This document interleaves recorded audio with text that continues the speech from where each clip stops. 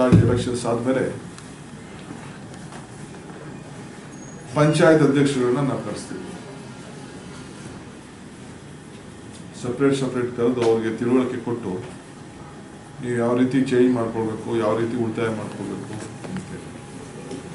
ಯಾಕಂದ್ರೆ ಟೈಮರ್ಗಳನ್ನೆಲ್ಲ ಹಾಕಬೇಕು ಅನ್ನೋದು ಒಂದು ಇದೆ.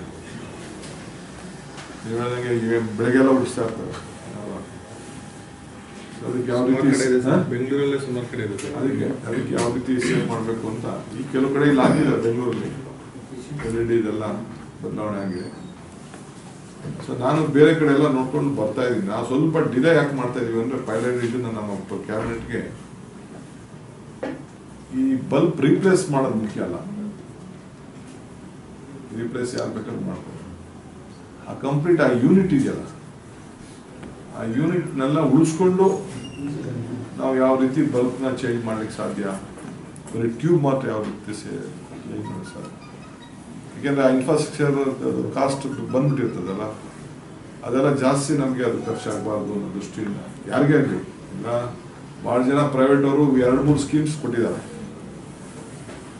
ಅವರೇ ಎಲ್ಲ ಕಂಪ್ಲೀಟ್ ಮಾಡೋಂಥದ್ದು, ಸೇವಿಂಗ್ಸ್ನ ಇಟ್ಟು ಹಂಚ್ಕೊಳ್ಳೋಂಥದ್ದು, ಆ ಥರ ಎಲ್ಲ ಕೊಟ್ಟಿದ್ದಾರೆ. ನಮ್ದೇನು ಪಂಚಾಯತಿದಾಗಲಿ ನಗರಸಭೆಗಳಾಗಲಿ ದುಡ್ಡೇನಿಲ್ಲ, ನಾವೇ ಮಾಡ್ತೀವಿ ಅಂತ ಬಂದಿದ್ದಾರೆ. ಅದಕ್ಕೋಸ್ಕರ ಒಂದು ಪಾಲಿಸಿನೇ ಮಾಡಿ ಒಂದು ಟೆಂಡರ್ನ ಎಲ್ಲರೂ ಕೂಡ ಕರೆದು ಹೆಲ್ಪ್ ಆಗೋ ರೀತಿಯಲ್ಲಿ ಒಂದು ತೀರ್ಮಾನವನ್ನು ಮಾಡ್ತಾ ಇದ್ದೀವಿ. ಇದ್ರ ಜೊತೆಗೆ ನೀತಿನೇ ಮಾಡಬೇಕು ಅಂತ ಇದ್ರ ಜೊತೆಗೆ material audit, that is the right word. I am introducing a material audit in the department. ಎಲ್ಲ ಕಂಪ್ಲೀಟ್ ಪ್ರತಿ ತಾಲೂಕಲ್ಲೂ ಪ್ರತಿ ಸೆಕ್ಷನ್ ಅಲ್ಲೂ ಕೂಡ ಎಲ್ಲಿತ್ತು, ಏನಾಯ್ತು, ಎಲ್ಲಿ ಹೋಗಿದೆ, ಎಲ್ಲಿ ಬಂತು, ಎಷ್ಟು ವರ್ಷ ಆಯ್ತು, ಯಾವ ಬಂತು ಟ್ರಾನ್ಸ್ಫಾರ್ಮರು, ಎಲ್ಲೋಯ್ತು ಕಂಬ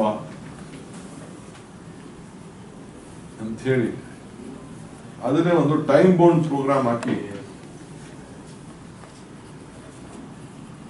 ಅದನ್ನ ಈ ಉಳಿತಾಯ ಯೋಜನೆಗೆ ಇದು ಒಂದು. ಯಾಕೆಂದ್ರೆ ಪಾಪ ಯಾರೋ ಟ್ರಾನ್ಸ್ಫರ್ ಆಗಿರ್ತಾನೆ, ಯಾರೋ ಪೊಸಿಷನ್ ತಗೊಂಡಿರ್ತಾನೆ, ಅದು ಇರುವುದಿಲ್ಲ. ಕೆಲವು ಕಾಂಟ್ರಾಕ್ಟ್ಗಳು ಪ್ರೈವೇಟ್ ಕೊಡೋಕೆ ಆಗ್ತಾ ಇರ್ತಾರೆ, ಮಾಡ್ತಾ ಇರ್ತಾರೆ, ಏನೋ ಲೆಕ್ಕಾಚಾರ ಇರ್ತದೆ. ಸೊ ಐ ವಾಂಟ್ ಇದನ್ನ ಮೆಟೀರಿಯಲ್ ಆಡಿಟ್ ನಾ ಮಾಡಬೇಕು. ಎಲ್ಲ complete store rooms and works. Time bond ಅಂದ್ರೆ ಎಷ್ಟು